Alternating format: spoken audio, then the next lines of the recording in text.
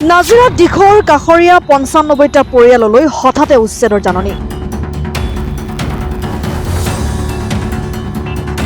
এতিয়া হাহাকাৰ ৯৫টা পৰিয়ালৰ মাজত। বিষয়টোক লৈ পৌৰপতি আৰু ৰাইজৰ সংঘাত দেখিবলৈ পোৱা গৈছে। পট্টা থকা লোকেও লাভ কৰিছে উচ্ছেদৰ জাননী। নিৰ্বাচনৰ আগত স্থায়ী পট্টা দিয়া হ'ব বুলি ঘোষণা কৰিছিল মন্ত্ৰী পীযুষ হাজৰিকাই। নিৰ্বাচন পাৰ হৈ যোৱাৰ পিছতে উচ্ছেদৰ জাননী লাভ কৰাত আচৰিত হৈ পৰিছে লোকসকল। নাজিৰা নগৰৰ ১ নং ৱাৰ্ডৰ বাসিন্দা এই ৯৫টা পৰিয়ালে লাভ কৰিছে এই উচ্ছেদৰ জাননী। আচলতে আমি হতভম্ব হ'বলগীয়া হ'ল। যোৱাকালি আমাৰ নাজিৰা চক্ৰ বিষয়াৰ কাৰ্যালয়ৰ পৰা হঠাতে নটিচ প্ৰেৰণ কৰিছে আমাৰ ১ নং ৱাৰ্ডৰ ৯৫টা দুখীয়া দৰিদ্ৰ দুৰ্ভগীয়া পৰিয়াললৈ।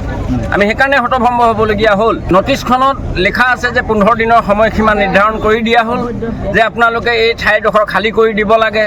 মহকুমাটোলৈ ভয়ংকৰ এক ভাবুকি। গতিকে এই মথাউৰিটো পুনৰ নিৰ্মাণৰ এক ভাল চিন্তা কৰিছে। আমি সেইটোক আদৰণি জনাইছোঁ, সমূহ ৰাইজে আমি আদৰণি জনাইছোঁ।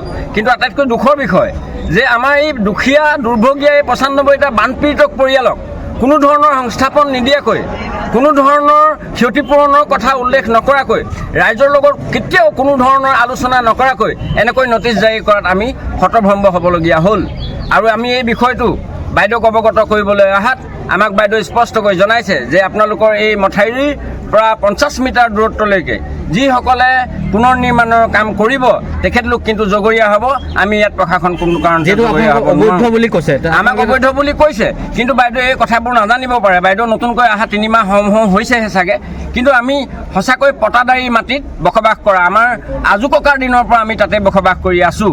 আৰু কিমান বছৰ হ'ল আমাৰ ১০০ বছৰতকৈ অধিক কাল হৈ গৈছে আমি তাতে আমি বসবাস কৰি আহিছোঁ। আৰু প্ৰতি বছৰে আমি বানপানীৰ সমস্যাৰ লগত আমি সন্মুখীন হৈছোঁ। যদিও আমাক কোনো ধৰণৰ চৰকাৰে বানপানীত ভুক্তভোগী লোক বুলি আমাক কোনো ধৰণৰ সকাহ সুবিধা প্ৰদান কৰা হোৱা নাই।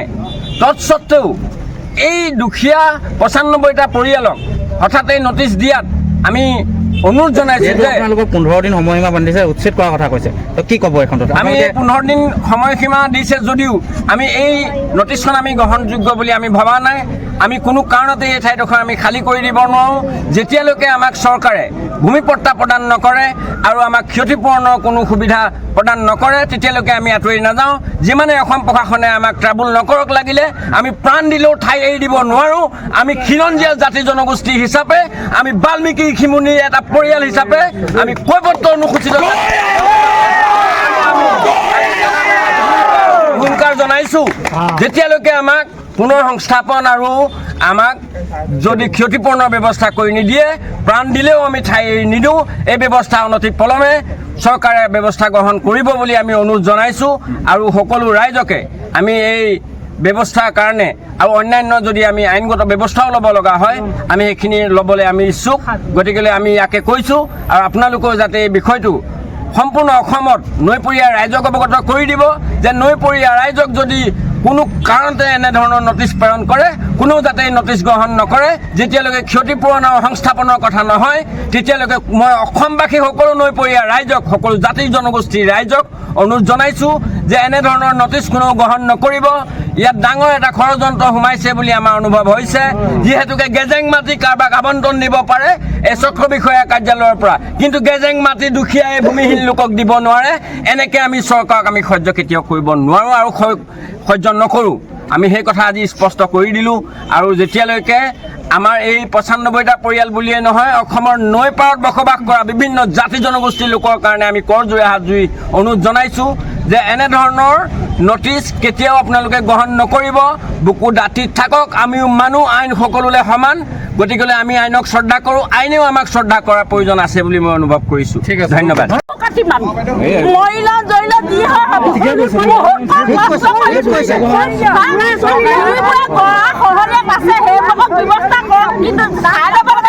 আপোনালোকে কিমান বছৰ বসবাস কৰি আছে তাত?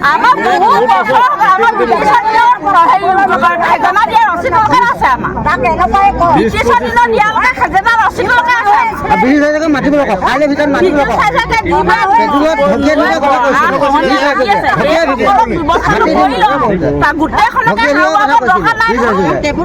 মানে চৰকাৰে আপোনালোকক বেলেগ জেগাত সংস্থাপন দিলে তেতিয়া আপোনালোকৰ আপত্তি নাই?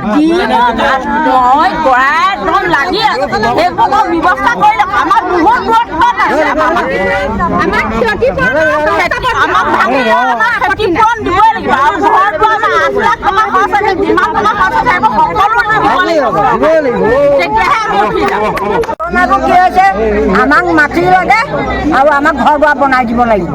আমি নৈত উঠিলেও উঠি যাম, সেইটো কথা। আমি ল'ৰা ছোৱালী বিহাৰী নহয় ন, ককা দেউতাৰ দিনৰ পৰা এই ভেটিত আমি বহি আছো, মাটি দিয়া নাই। তেতিয়া আমাক ক'লে দিন আমি উঠি গুচি গ'লো। আজি আপোনালোকে চাৰ্কল অফিচ আহিবলগীয়া কাৰণ কি হ'ল? মাতিছে কাৰণে আহিছো আমি। কি কাৰণে মাতিছে?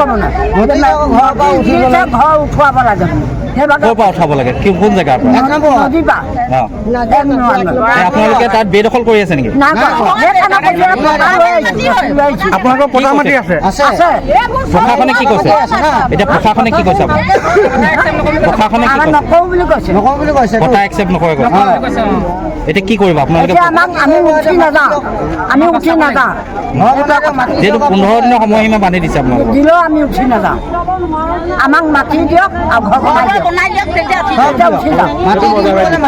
এতিয়া বাৰী মানুহজনী মোক ক'ত খাওঁ, লোৱা নিদিয়ে, হেৰিয়ে নিদিয়ে।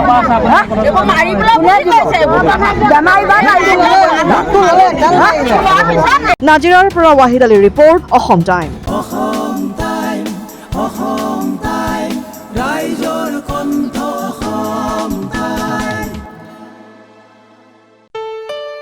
ঘৰত আনন্দ আৰু সম্পৰ্কৰ চমক বজাই ৰাখিবলৈ জৰুৰী হৈছে সকলো আনন্দময় মুহূৰ্তত মৰমৰ উপহাৰ দিয়াটো। সেইবাবে মধুশ্ৰী জুৱেলাৰ্ছে আনিছে সকলো ৰঙীন ক্ষণৰ বাবে বিশেষ গহনা। হীৰাৰে হওক, সোণৰে হওক বা ৰূপৰে হওক, শ্ৰেষ্ঠ ডিজাইনছ আৰু হলমাৰ্কযুক্ত গহনাই ৰাখে সম্পৰ্কক নিখুঁত। তেনেহ'লে আজিয়ে আনক আনন্দ মধুশ্ৰী জুৱেলাৰ্ছৰ সৈতে। যোগাযোগ কৰক 7002800341 নাইবা ভিজিট কৰক LNB ৰোড, নলবাৰী, অসম।